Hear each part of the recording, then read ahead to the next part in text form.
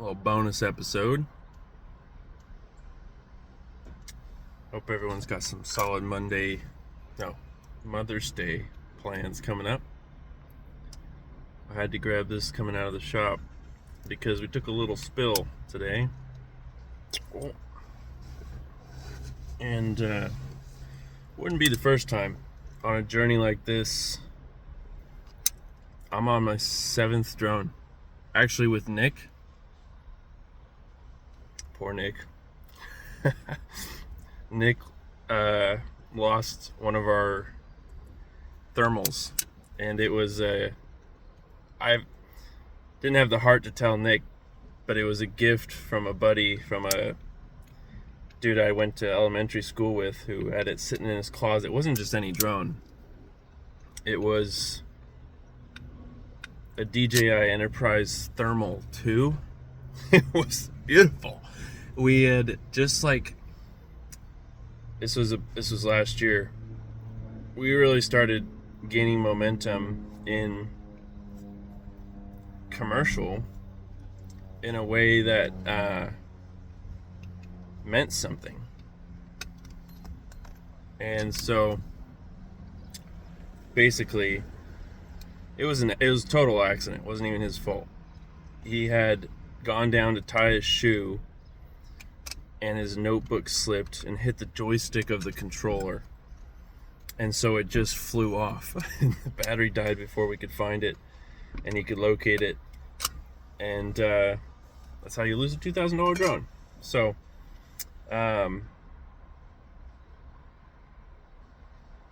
now DJI is like banned in the States, so I think it makes them more valuable because they're like the pinnacle of drone.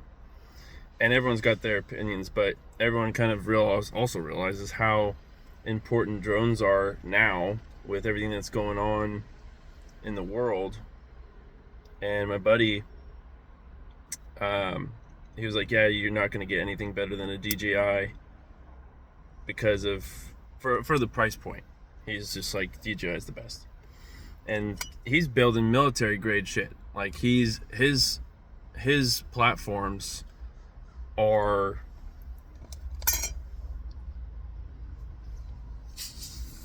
he probably wouldn't appreciate me sharing like how detailed he's described some of the contracts that they do.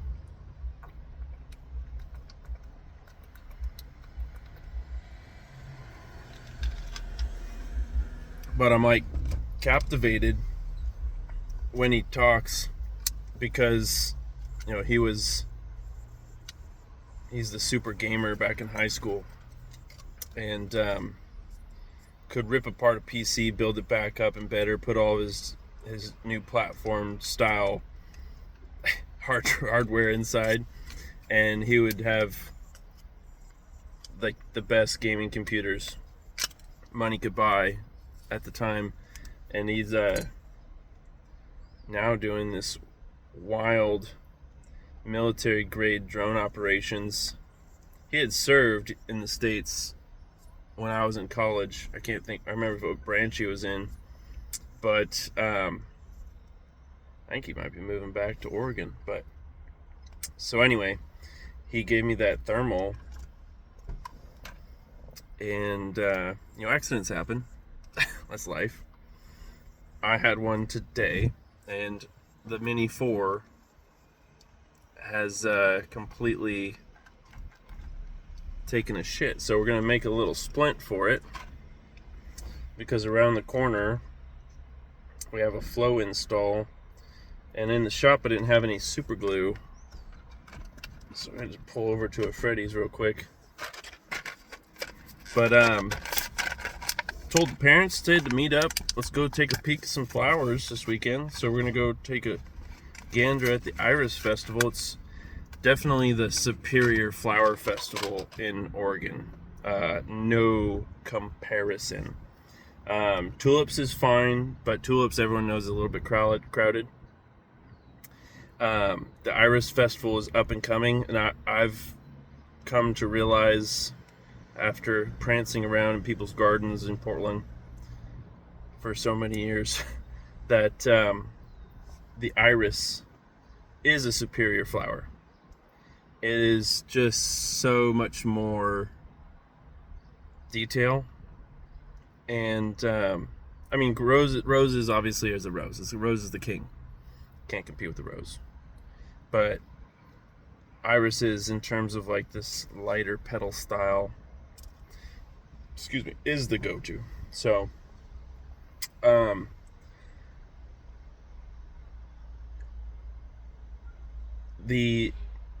had to fix this. This happened earlier today. We were downloading the flat roof, and I was trying to capture a hyperlapse of everything kind of moving around. We got a little bit of it. I'll post it eventually, but the battery was dying, and by the time we get the trucks and the chute all ready to shoot, I get back in the truck and I'm looking at the controller, and the drone's like right in a tree, and then next thing you know, I run over there and it's down on the ground and she's all fucked up. So here we go. We're gonna go ahead and perform a little bit of surgery, see if we can't get her back up in the air, because the gimbal and the camera is still solid, and just need a little bit of loving. Might have to put her in the cup holder, actually. And then tomorrow's Saturday, we'll go pick up our trailer from our coastal project, and same crew today, hopping over from Rockaway. I think I'll take the scenic route though. Gonna go catch some waves down in Pacific City. Probably do a little twofer stop. Right now the waves are looking too good to just kind of bounce around, and what we'll end up doing, I say we, it's just gonna be me, but we'll go down to Pacific City. I haven't been to Pacific in 2026 yet, and it's a solid spot. It's always for some reason a little bigger, so it's only going to be about 4 or 5 foot tomorrow, which is kind of my sweet spot. I don't need big ass waves. I like the energy of it all, but I'm just chilling. I'm just flowing. And I've kind of learned, having been in Australia, that being held down for long periods of time is not what human beings are meant to have done to them. And so you stay calm, you're in those situations, and you can hurt yourself more by not being present and peaceful in the chaos, or maybe flowing. If you're not flowing through the chaos, you have to remain calm, especially when you're being held under that long. Imagine jiu-jitsu, right? I'm not a jiu-jitsu guy yet, but listen to a lot of Jocko, everyone else, and there is no reason to be emotional about it. You're just getting twisted up, right? Your mind is going to create a solution when the opportunity arises. So here we go. Just a little piece of gutter scrap, aluminum here, has like a little splint on the wing, just to hold her together until we can get some more strength on here. And gosh, it's a good break. She's got a good break here.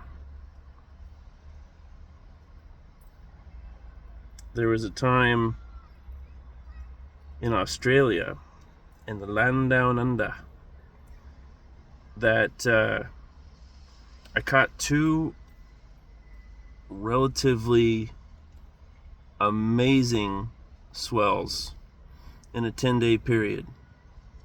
And I was so blessed. It was like supposed to be flat. Apparently the locals were like, we don't know what's going on. And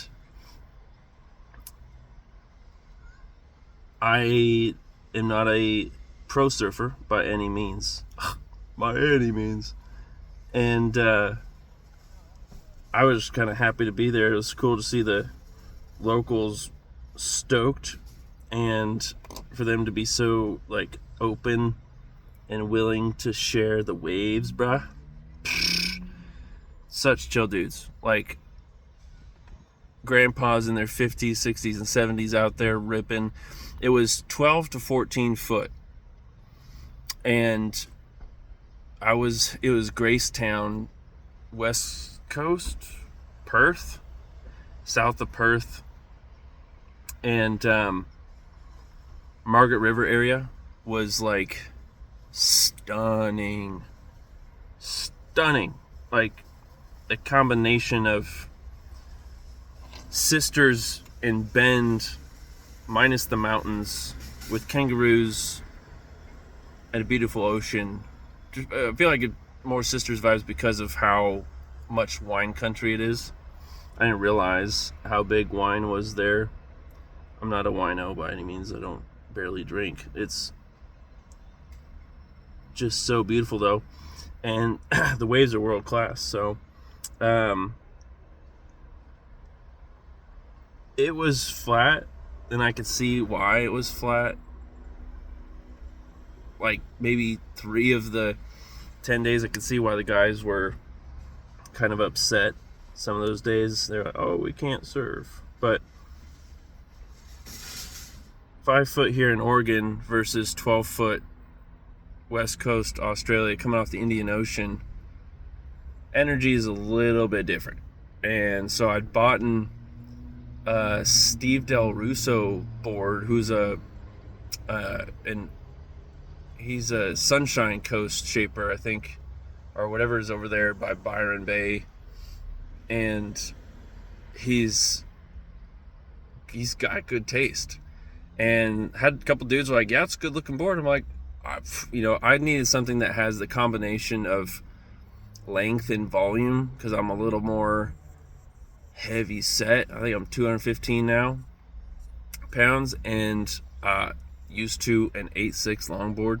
So I got in a 7.2, and it had a lot of the short board characteristics, but I don't have enough surfing knowledge to really identify the differences. I just like the fact that it was blue and it was an Australian board and it was like cheap, so it worked out. And so here we go. We got some solutions here. Splint. Oh, okay. Splint number 1. Take a peek. See that? Just a nice little. I don't know. I'm going to figure out this second arm here, but we're trying to catch the sunset here for a project just around the corner here in Tigard. I did not expect to spend Friday afternoon this way, but I'm just gonna go with the flow. The reason why this project matters is because it's Marty's project, and Marty, who's a sweetheart, and her husband. So Marty's the property manager of Big Pink, and it was a crapshoot, far shot, that last year I'd written up a proposal to try and trade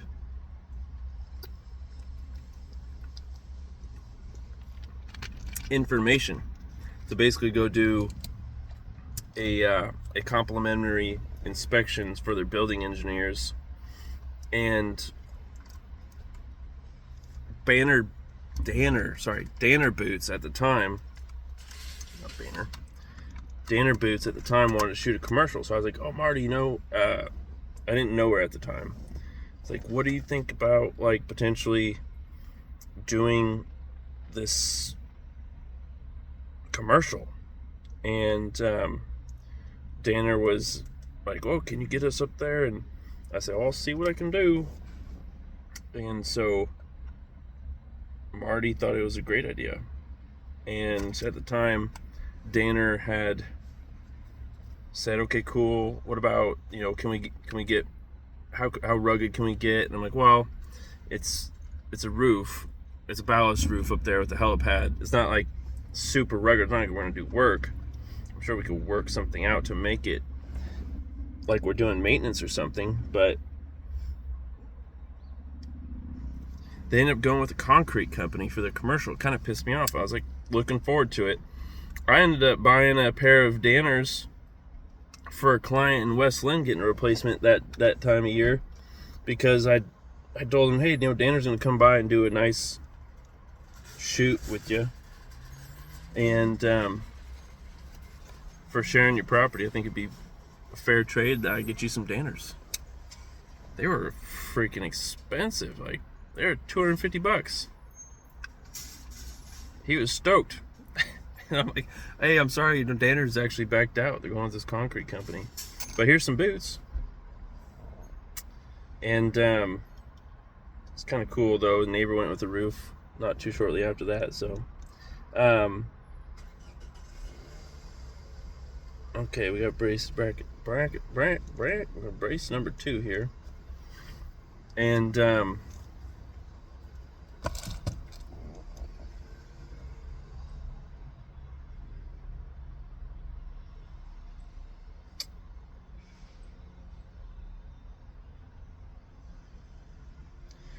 the reason why I'm repairing this also is because I don't think DJI has a valid repair program in the States anymore, which is another reason why these are valuable, because for the quality, at least on the thermal side, and the camera here on the 4K, this Mini 4 Pro, is just hard to compete with. I just not found a competing product that is nearly as smooth. The 4K, the 120 bits on the frame rate, things that make your videos pop.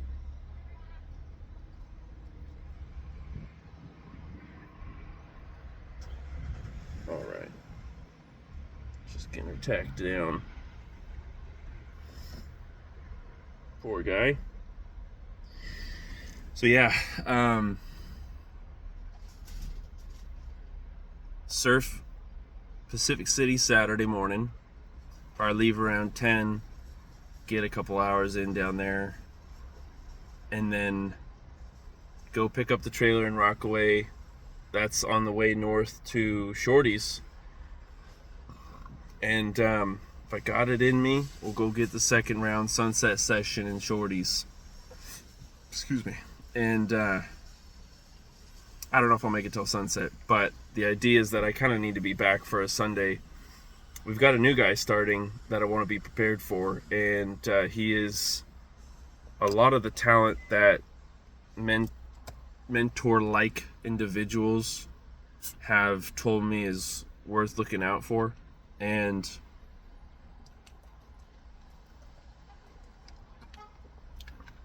I would be silly to say I know everything, but this guy knows a lot more than me in terms of the sales process.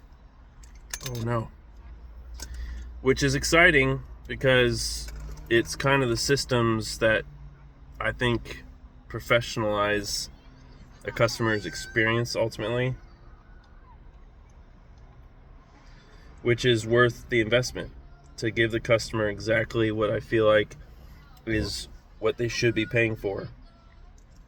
Currently, when they get an inspection from me, it's very much super laid back. It's way too chill, I think. I'm like, they're probably wondering, like, why is this guy content? Why is he happy? Like, I'm in this journey for the long haul, and I don't think not everyone understands what it takes to show up 8 years straight. And I can't even say that was singular focused at all. It's been tangential. It's been a ride, and it's still a ride. It's still going. It's still flowing. So it's worth it for me to do these small little things like fix the drone on a Friday afternoon to get the shot. And I almost shed a tear on site after Marty and her husband stepped away, as I'm looking back and I'm seeing the beaver truck with one of the original Flow trailers and our 2026 beaver underlayment. It felt like it fit the vision, which is hard to describe because I never felt like, and I still don't feel like completely, that there's enough. Not to say that we have gotten where we're trying to go. We have bigger goals. It's just like that quintessential package that Marty got. It's only 14 squares, right? It's not a huge house. It's not custom. It's not glamorous whatsoever. It's just normal. It feels like normal should feel. It's hard to describe. But little moment on site where I step back and I'm just like, oh, I guess this is exactly what I would want my homeowners to see, feel, and experience. And the crew is part of that. My guys, Ansamo and his brothers, absolutely kicking ass. Marty and her husband are like, we don't expect it to go this quick. And, you know, it's 3 days. It's a full resheet 3-layer max flow system. But I wasn't expecting that comment, I guess. And I'm like, well, when you roof every single day and it's normal, you develop these systems around creating smooth flowing experiences because you can predict the outcome and the shortcomings with the issues that you could expect, but hopefully don't happen. In their case, a lot of the worst case stuff was out of the question. So,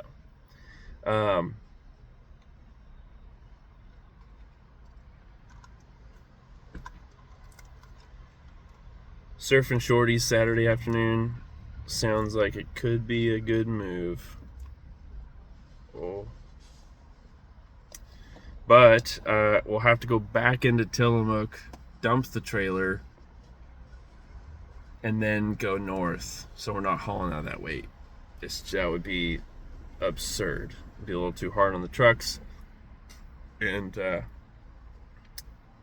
it's also like you have a full loaded trailer, even with a diesel, modern diesel. It's heavy, a lot heavier than I think anyone really expects. Even with the dual axle, enough power, enough brake, you're hauling a freaking roof around. So I mean, it reminds me,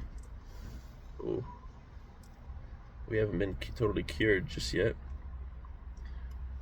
It reminds me of the pizza days. There was a really sketchy time back when we're hauling the pizza trailer around with a single axle F250 Power Stroke, and I think we went over to scale at 18,000 pounds. And I'm not a trucker, but some of you might know that type of weight on a single axle ain't too good, right? I got a reinforced bumper hitch because I knew the tongue was probably about 3 to 4 literal tons, because we built the pizza oven, a Forno Bravo 72-inch bricked in, mortared, handmade steel, half-inch steel framed over the tongue, and then you have the stick framed teeny home vibes over that, all on the tongue. We had to get airbags. It would not lift off the hit, like the trailer hitch deal, without airbags. So and then taking that to Seattle, that type of weight, putting 20,000 miles on that trailer was absurd. Like, driving it was borderline reckless, because there's no way for you to brake in time. Your braking distance was like an eighth of a mile, whatever. I remember going through Seattle to one of the shows. It was the Fremont Festival back in the day, before the pandemic. This is all pre-pandemic, when events were popping. And there was a hill in Seattle with the trailer hooked up. It pushed us and boom, blew through the intersection. I'm like, we're not stopping. And we have triple axle trailer brakes, have everything slammed. It was wild. It was too much. But those are the good old days. You know, shoot, even back before the pandemic, life was, I feel like, a lot more, not private, because everyone was just equally as connected, but no one was as worried about social media, I feel like. And that's, I feel like, the necessary evil that kind of drives me crazy about owning a small business, is being involved with social media, which is completely almost created an antisocial outcome. It's a little backwards.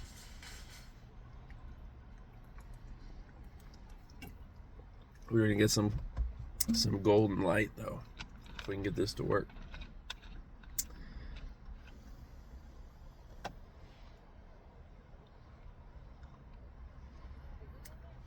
It's looking promising, except this internal arm. Ugh.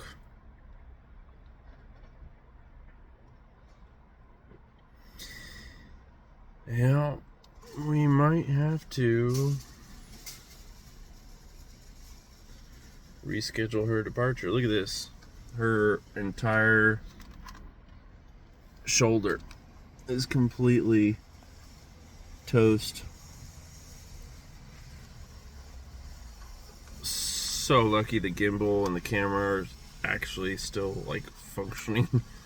You break an arm like this, I can see it's got a bracket that is fixable, but okay, it's pivoted. She's pivoted this way.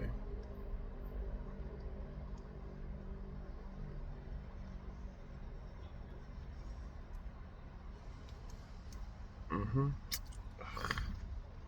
Shit.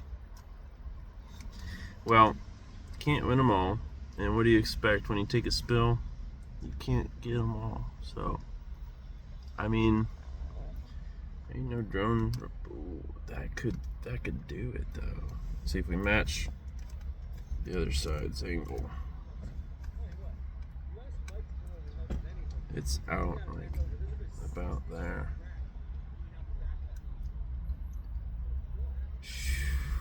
Thing is, you glue it in and it's stuck like that. You just gotta, we gotta disassemble it so we can swivel it again. Bah! Alright, well, we got the camera. We'll get some shots of the crew. A little bit of storytelling on Friday afternoon, but we will keep you updated. We got Nick asking me, like, when's the next time we could do a flat roof? I told him, put it out in July. If it's full teardown, like, don't put us in a situation where I gotta worry about it. It's gonna rain this next weekend in 10 days. I'm like, let's get all of our flat roofs buttoned up so we can have a good weekend, not have to worry about open roofs. So We got project managers floating tomorrow. We gotten set up and ready for big wood burn project. What else? Man, the bubblies in this Kirkland water though. That'll get you all flatulate. Alright. I suppose, why not just take you guys with us? Whoa.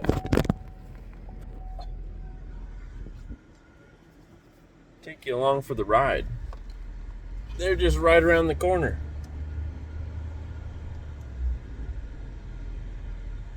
Let's go take a peek. Alright, well, it's like, what, almost 6, and I gotta get to the gym too, so we'll get me for the cruise all settled. They called in for some more 3/4 inch nails, and poor drone. Oh, it's gonna be some golden light. We got some shots when it was cloudy, but there will be more roofs. We got a couple more next week. We've got commercial 5 buildings getting re-shingled on the fronts, and then 25 more awnings on a different property going up. Our flat roof we expect to finish in Northeast and transition to some other flat roof closer to the waterfront. Nick's pipeline for commercial has been about a 2-year grind, and he's starting to catch the momentum. He's caught his wave, and clients are happy to talk to him. I'm trying to make sure that he's backed up with quality communication and a production team that's got the capacity and the training to make sure that we can create solutions at a competitive rate. And we got some feedback on one of his projects, and the client was like, "Are you sure this is the right price?" And I'm like, I thought it was high already. But alrighty, guys, I'm gonna give you a peek of what that moment felt like.